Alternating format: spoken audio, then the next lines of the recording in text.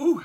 Good morning, everybody, and welcome to the morning routine. It's Wednesday morning, July the 18th, 2018, episode number 393. So good to see you this morning. I am Freedom, and I'm happy to join with you on this glorious hump day of the week. So I hope your week is moving along nicely. I am excited to report that after the last 2 days of not sleeping well, last night, boom, solid 8 hours of sleep, man. As soon as those eyes closed, they did not wake up again until it was time this morning to wake up. Which it's amazing to me that no matter how exhausted you are, your eyes seem to wake up at the same time almost every day, regardless if an alarm clock wakes you up or not. It's like this clock just gets set, and it's, there you are, you're awake now. So, but I'm glad to say that I got a good night's sleep. We're back together again, hopefully. One more night of good sleep will probably fix us up just right. It's going to be great. So hope you guys are doing great. I hope your Tuesday was exceptionally well and you got a lot of things done. I hope that yesterday's encouragement at the end of the episode yesterday about seeing his face, I hope that stuck with you throughout the day yesterday. And I hope you made some progress and maybe had some moments in your day that it stopped you.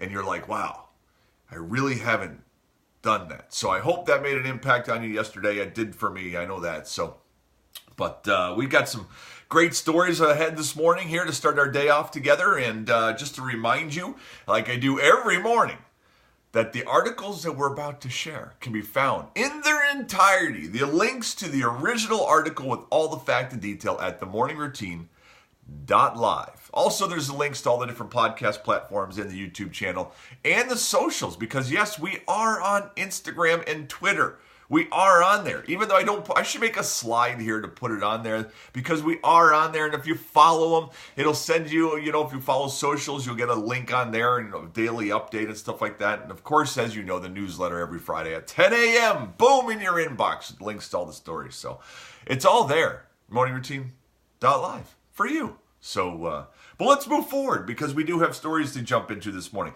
The first story that I have to this morning came out of the medium.com, which is, as you know, a lot of independent writers and things like that. A lot of great stuff in there. I share some stuff, not a ton of stuff out of there, just because, well, independent authors, I don't have the time to fact check a lot of stuff. And, that takes a lot of time. But I do like to share people's points of view. And today there's a story out of there by Xander Nethercutt is the author of this thing. And he's talking about, the title of it is, and this isn't why I'm sharing it with you, but the title of it is People Don't Buy Products, They Buy Better Versions of Themselves. Which is, in a sense, marketing that you're buying something to make yourself better, which I understand. But this is why I want to share it, because the history of this. Listen to this. In 1963, Pepsi hired a young advertising exec named Alan Potash to address this issue of people being overwhelmed by constant marketing. Potash put his head to it, and he came up with a marketing slogan. And this is why I wanted to share. This is like a blast to the past for us. You ready? Do you remember? The Pepsi Generation. Do you remember that? It was everywhere. It was huge. For the first time in history, a brand decided to promote the type of user that purchased a product as opposed to the product itself.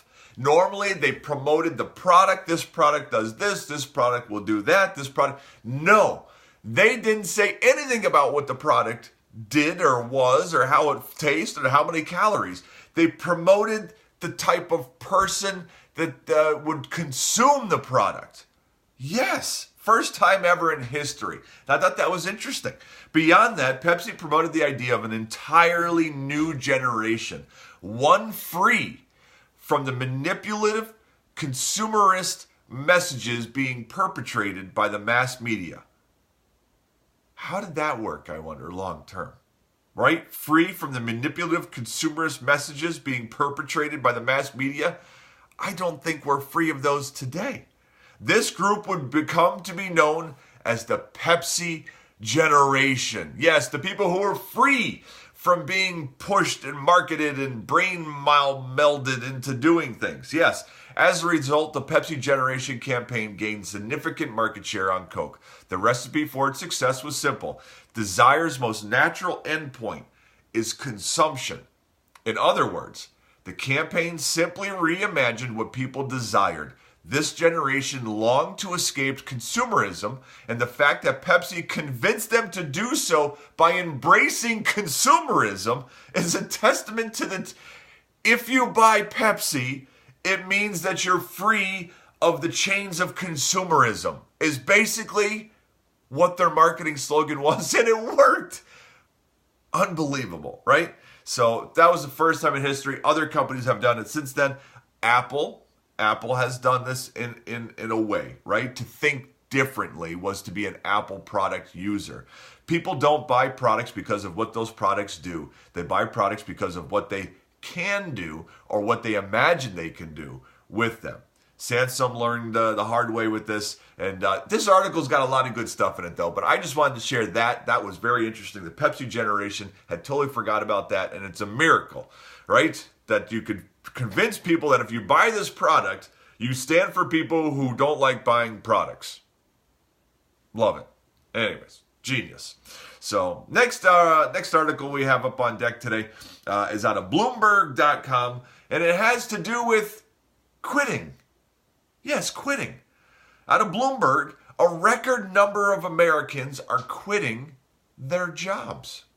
Americans' confidence in employment prospects is soaring as the labor market tightens. The latest proof, a record number are voluntarily quitting to seek better jobs. 3.56 million workers left positions in May.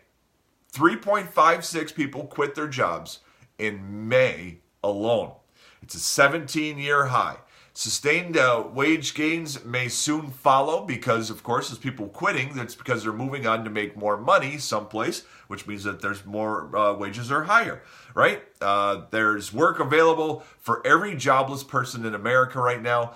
There's plenty of jobs out there. If you aren't working right now, it's because you are choosing not to work because for whatever reason, maybe you're looking for a better option, maybe whatever it is, but there are more jobs than there are people right now in the United States of America. So it's pretty cool, but it's neat, you know? Although as an employer, you hope you have a really good culture in your workplace because people can leave right now and make more money unless you have made it a hard place to leave. So I hope you did a good job with that. That's for sure. So the last article that I have for you is out of CNN. Yes, this one has to do with our favorite little animal. Well, it's not really an animal, but it's kind of even gross to see. But hey, here it is. The mosquito. Oh, they're just gross to even look up when they zoom them in and show them. Yuck. Anyways, this one is kind of crazy. Out of Australia, Australian scientists have successfully wiped out more than 80% of disease-carrying mosquitoes in a trial location in Queensland, Australia. 80% of mosquitoes they have wiped out. How did they do that? Researchers bred almost 20 million mosquitoes, infecting males with bacteria that made them sterile. They released over 3 million of them in 3 towns as a test. The sterile male mosquitoes didn't bite or spread disease, but when they mated with females, the resulting eggs didn't hatch and the population crashed. The successful experiment offers a potential new solution against diseases which infect millions every year. The mosquitoes, I mean, you go online right now and you can find more news and more articles about the diseases that mosquitoes are carrying right now. The only wonder is if you eliminate the mosquitoes, what does that affect? What's the chain there? You know, I mean, bats eat mosquitoes, I guess. Are they affected by no mosquitoes? But you got to be curious. You know, it's sort of like, well, anyways, you know what I'm saying. I don't have to go further than that. So just curious, but I don't like mosquitoes, so I won't miss them. That's for sure. And that's the end of the news this morning, guys. The end of the stories that I have for you. So let's move on forward. Let's go check out some Google Trends. The top 10 most searched things yesterday on Google. Number 1, Kurt Masser. Kurt Masser is a maestro. I think this is the first time ever in 390, how many episodes are we on? 393 episodes. We have ever had a maestro trend on Google Trends. And he's at the number one spot. He was in an article out of The Independent, and it says, the powerful political influence of one of the last great maestros. That's Kurt Masser. He is trending. Number 2, All-Star Game. That's baseball. Number 3, Freddie Mercury. The singer. We know who he is. Number 4, Travis Scott. Number 5, Weather NYC. Big storms blew through like crazy. Had some flash flooding and stuff like that, so you can see why people might have been searching that. Number 6, IHOP 60-cent pancakes. I believe that was yesterday. You could get pancakes for 60 cents at IHOP. Number 7, Mike Trout. Rough last name. That's all I got to say. You know, rough. 8, Josh Hader. Hader. Hader. Another rough name, possibly. I don't know. Let's just say it Hader. Hader. I don't know how you say it. But anyways, baseball player. Number 9, Nelson Mandela. And number 10, India versus England. That has to do with cricket. Yes, trending cricket has hit the U.S. Are we still in U.S.? Yes, we're in the U.S. We want to make sure we're in the right country, man. So, let's see. No mosquitoes would save me a bundle on heartworm preventative meds for my dog. Yeah, that's a good point. What about the ticks, though? The ticks are nasty, too. Like, if we can get rid of ticks and mosquitoes, you know, then we'd have to find something else to complain about. Pretty simple, right? So, but that's that. So that's what's going on in Google Trends, guy. Let's move forward to a passage of wisdom and slow things down just a hair. Today's passage of wisdom is out of Deuteronomy. When's the last time that we said Deuteronomy? It's been a long time, man, but this passage is out of Deuteronomy. Deuteronomy 31, verse 6. It is the Lord your God who goes with you.